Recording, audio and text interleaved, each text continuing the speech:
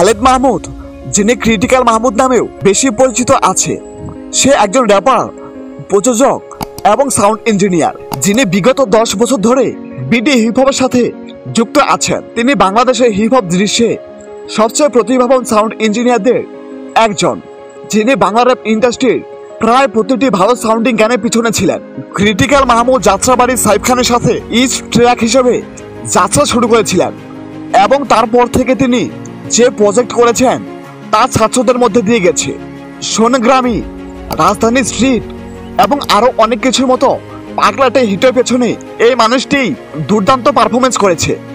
অবাক করার সঙ্গীত তৈরির ক্ষেত্রে খালেদের অবদান একেবারেই অস্বীকার করা যায় না। ক্রিটিক্যাল মাহমুদ সম্রাটদের সাথে জুটি বেঁধে 7 সিস্টার শিরোনামে একটি নতুন গান প্রকাশ করেছিল তার ইউটিউব চ্যানেল থেকে। এই গানে বিট মেক করেছে সামি তন্ময় এবং সাউন্ড অ্যান্ড মাস্টারিংয়ে ক্রিটিক্যাল মাহমুদ নিজেই তা করেছে।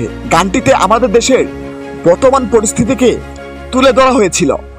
বন্ধুরা, আপনাদের কাকে বেশি ভালো লাগে, সাইফ খান নাকি ক্রিটিক্যাল মাহমুদ? অবশ্যই কমেন্ট করে জানাবেন। ধন্যবাদ সবাইকে।